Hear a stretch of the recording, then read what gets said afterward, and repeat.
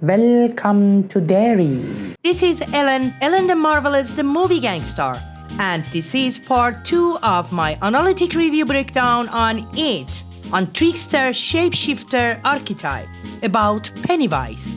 Just make sure first watch part 1, then come and watch this part. Like and share and subscribe, and let's keep moving.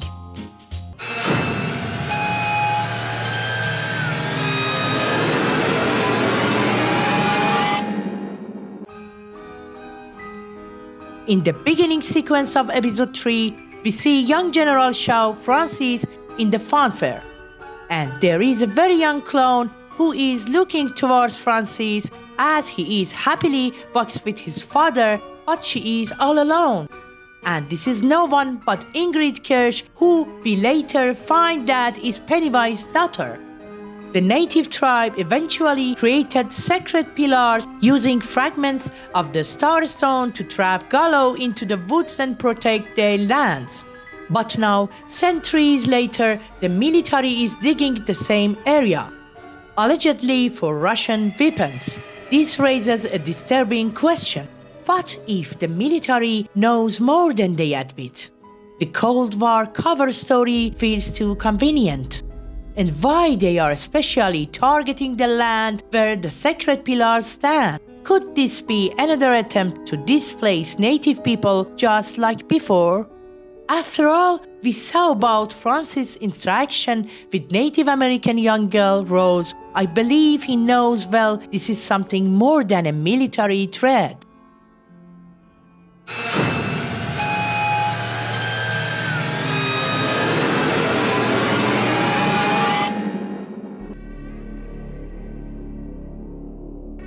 In the middle of all this, colored residents like Hank and his family are under intense pressure. Hank is falsely arrested for the massacre at the theater, even though viewer knows he had nothing to do with that.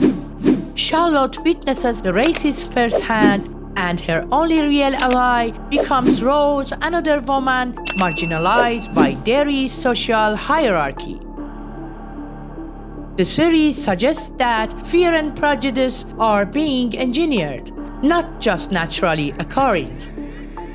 This raises another possibility the show hints at. Maybe people are being manipulated by more than just an ancient entity. Perhaps something as simple as those orange drinks children constantly hold, or other unseen methods are being used to keep residences vulnerable to illusion. At the beginning of the show, children face with their own individual fears due to their weaknesses, but as we see, after a while, they all have a fear in common, and this is no one but that scary famous clown Pennywise. In episode 6, as Mrs. Kirsch is telling her story, she confesses that she has been the clown whom children saw in the graveyard, and also that clown Will saw through his telescope by the window. This exactly means that Mrs. Kirsch, clocked as a clown, is the one who has portrayed this fear for children only to get access to his father Pennywise.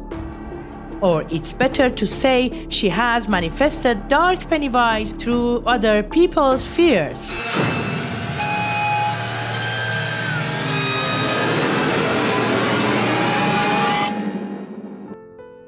Now, this is obvious that Mrs. Kirsch has deep father wounds after what she said that happened to her father in her childhood. Also, as we saw, she has targeted children's fathers at the first place, only because she needs this father wound to be manifested more powerful as she is conflicted with, only to summon the dark entity as the clown Pennywise. But there will be a question here. Are those children really conflicted by father wounds? I don't think so, because we see Lily loves his father and she isn't remorse yet for something that happened to her father in the factory. Ronnie is bravely fighting to get her father's freedom back, and also the others. It's about confidence and self-belief, which is the main reason for them to conquer the fear, and each one becomes a hero in this freaking story.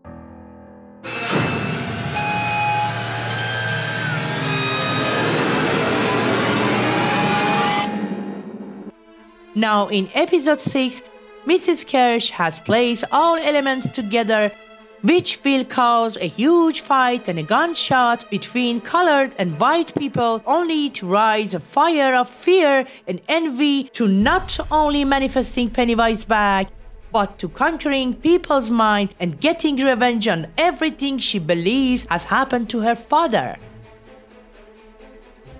It seems Hallorann is a military secret agent who has to help Private Hanlon to locate the weapon. But it seems he's a powerful psychic who has his own fears in advance. I think military is abusing him and his childhood fears only to find this dark evil spirit. And we still exactly don't know how Hallorann had all those powers, and it seems him inherited all those powers from his grandma and her family. In episode 5, as he enters the sewer, he is the first victim of Pennywise hallucinations, getting trapped in his old memory with his grandpa. It seems he's wounded badly and the box opens, which everyone called Pandora's box, which means him releasing all his fears and horrors through the town from that dark sewer.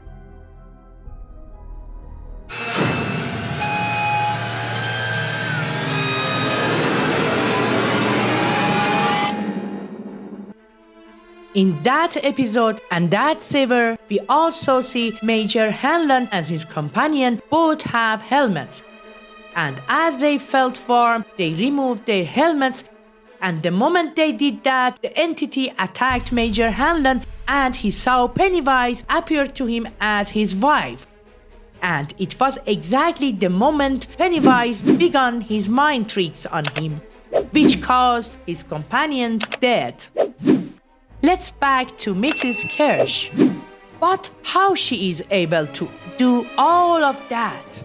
And how she is using this dark entity in Derry to summon all those hallucinations and devilish events in the town? I guess I need to discuss on the evil spirit and its identity first to clear these facts for you.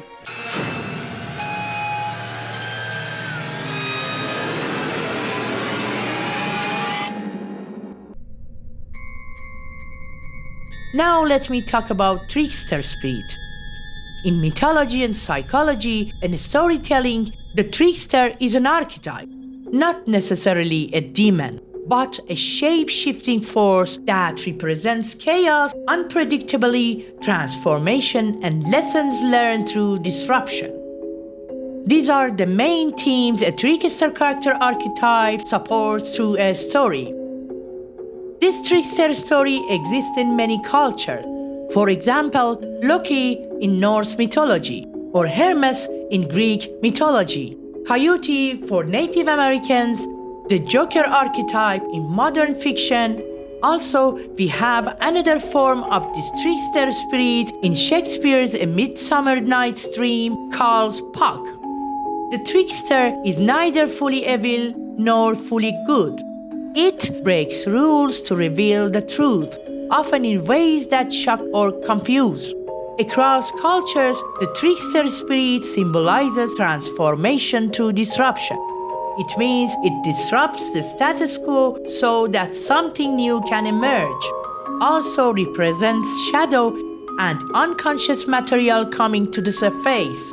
It is the exact matter in Jungian psychology which tries to show us what is a trickster.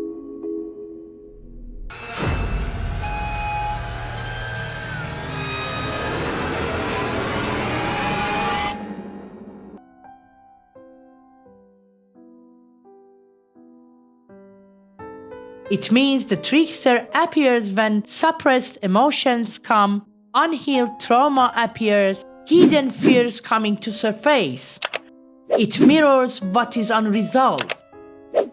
Trickster spirit always comes to test boundaries. It challenges your beliefs, your reactions, your inner strength. A trickster teaches lessons, not through comfort, but through contrasts, confusion, and unexpected events that ultimately make you wiser. Pennywise is not just a clown. He's a cosmic trickster in the darkest mask, predatory from the archetype. Across mythology, the trickster manipulates perception, mocks fear, breaks rules and distorts reality, and feeds on psychological vulnerabilities. Pennywise embodies the shadow side of this trickster archetype, not the playful Lucky or Hermes, but the devouring trickster, the one who feeds on chaos and emotional weakness. Pennywise's character has gotten some core traits from trickster archetype. He is an illusionist. He creates false realities. He's a manipulator. He weaponizes fear. He is a boundary breaker. He invades dreams, childhood, and memories. He is a mocker. He is a clown persona in a parody of innocence. He can also be a teacher through terror. He exposes characters' deepest traumas and fears. In the trickster tradition, terror often comes from breaking the rules of the world, which Pennywise does relentlessly. Pennywise is a shapeshifter. The shapeshifter archetypes appears in mythology everywhere, from animal spirits to gods who change form.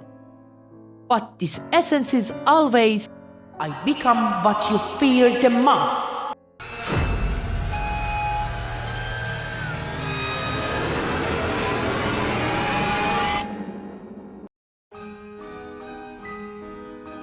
Pennywise does not shapeshift to entertain. He changes shape to mirror, amplify, and devour the inner wounds of a child. His shapeshifting has symbolic function. It becomes the trauma made visible. He becomes the archetype each victim is stuck in. He becomes the unresolved shadow. This is classic Jungian psychology blended with cosmic horror. In essence, he's not a clone. He is fear itself, taking from and from is always personal. Pennywise is predatory trickster, a shape-shifting entity that manifests the darkest, uninterrogated fears of human psyche and feeds on emotional vulnerability. He is not just a monster. He is an archetypal force, the shadow side of the clown, the shapeshifter, the devouring spirit, the ancient chaos being, the fear that haunts in the subconscious. Pennywise fits trickster mythology perfectly. He always has the mask of innocence. Tricksters often use masks or disguises. The clown face is a distorted childhood symbol, innocence twisted. Pennywise is breaking natural laws. Tricksters defy psychics, time, and identity. Pennywise sleeps between dimensions, dream, and reality. Pennywise is a cosmic humor. Trickster is a cosmic humor. The laughter, the mocking tone. This is the trickster language taken to a horrific extreme.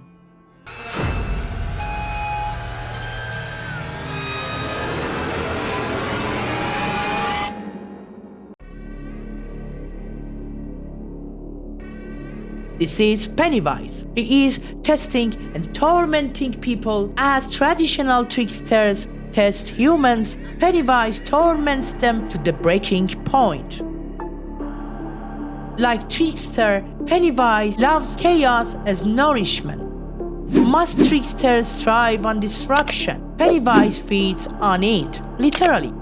We can say he is a shapeshifter trickster called together as another archetype as eater of wolves. Stephen King created Pennywise as a blend of two ancient archetypes, the trickster spirit and the pyramidal shapeshifter, the creature with no fixed form. This combination produces a mythic entity whose essence is fluid identity, like an illusion as a weapon, as a psychological invasion, like a cosmic ambiguity, a hidden truth which has hidden true form and roles within roles, masks within masks, ancient and ungraspable. He's not a character, he's a force. Throughout history, clowns were once symbols of freedom, truth-telling, and resistance. They challenged authority and mocked oppressive systems. But over time, through politics, religion, and cultural manipulation, clowns were demonized and turned into frightening Halloween figures. What a better way to destroy a symbol of truth than to twist it into a nightmare?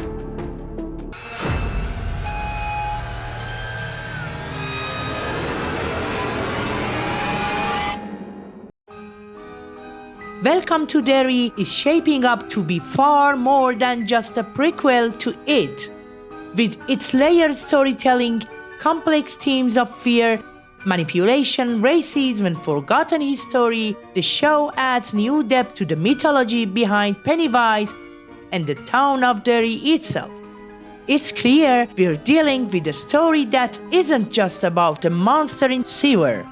It's about monsters we create through trauma, prejudice, and the things we're too afraid to name. And we have still 2 episodes to see if people can conquer this devilish spirit through next 2 final episodes. What do you think of my theory? Write your thoughts and ideas in the comment section, and let's talk about it. Share this video through your friends and communities. Subscribe to my channel and support me, and make sure to turn the notification bell so you won't miss any of my reviews, videos, or breakdowns as soon as they uploaded. Thanks for watching. See y'all in the next review. For now, love and light in peace and harmony.